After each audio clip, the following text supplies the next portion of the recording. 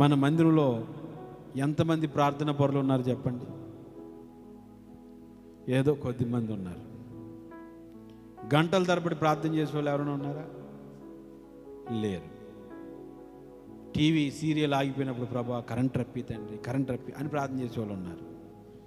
మంచి scene miss అయిపోతుందయ్యా, ఇట్లాంటి పిచ్చి పిచ్చి ప్రార్థన చేసేవాళ్ళు ఉన్నారు. కానీ అయ్యా నా పిల్లల భవిష్యత్తు పాడైపోతుందయ్యా, నేను అప్పుల పాలైపోయినయ్యా, నా కుటుంబం అంతా ఇలాగ ఇబ్బందుల్లో ఉందని ప్రార్థన చేసేవాళ్ళు ఉన్నారా? లేరు. మీరు నవ్వుతున్నారు, కానీ నేను చిన్నప్పుడు అలాగే ప్రార్థన చేశాను. చిన్నప్పుడు అలాగే ప్రార్థన చేశాను, ప్రభా కరెంట్ రప్పించదండి, మంచి ఫైటింగ్ పోతుంది ప్రభా అని.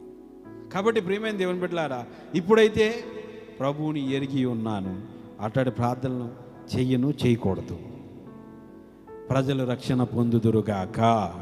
ఇప్పుడు నీటి వాసన అంటే మీకు ప్రార్థన జీవితం లేదు, మీకు ప్రార్థన రాదు, మరి ఏం చేయాలి? ఏం చేయాలో తెలుసా? ప్రార్థనా పరులు ఎక్కడున్నారో వాళ్ళతో కాసేపు కూర్చుంటే చాలు. నీకు ప్రార్థన రాదు, వాళ్ళు ప్రార్థన చేస్తున్నారు, వాళ్ళు ప్రార్థన చేస్తుంటే అవునయ్యా అవునయ్యా అలాగే చేయి ప్రభా, అవునయ్యా ఆ విధంగా చేయి ప్రభా అని వాళ్ళ వెంబడి ఏకీభవిస్తూ ఉంటుంటే ఆ వాసన నీకు కూడా అంటుకుంటుంది. గట్టిగా చప్పట్లు కొడదాం. ఆ వాసన నీకు కూడా అంటుకుంటుంది.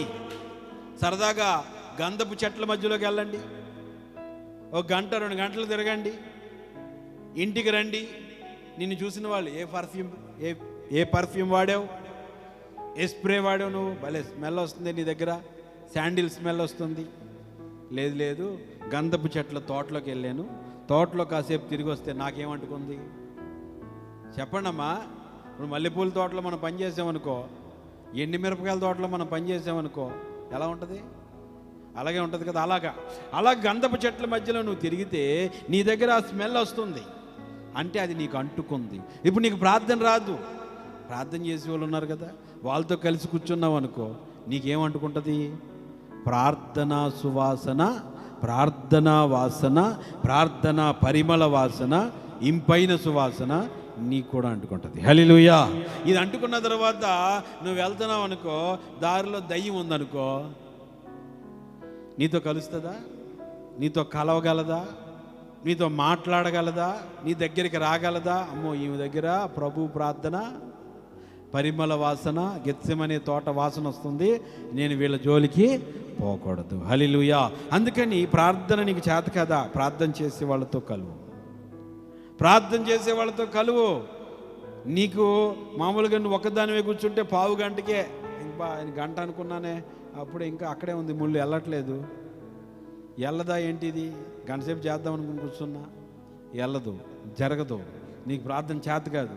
కానీ ప్రార్థన చేసే వాళ్ళతో కూర్చుంటే టైమే తెలియదు. హల్లెలూయా హల్లెలూయా. ఇప్పుడు మనం 7 గంటల నుంచి 8:30 దాకా పెట్టా, టైం తెలుస్తుందా?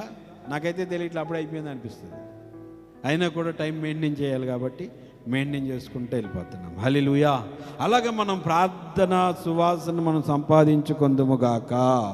నీకు ప్రార్థన రాకపోయినా ఆ వాసన నీకు రావాలి.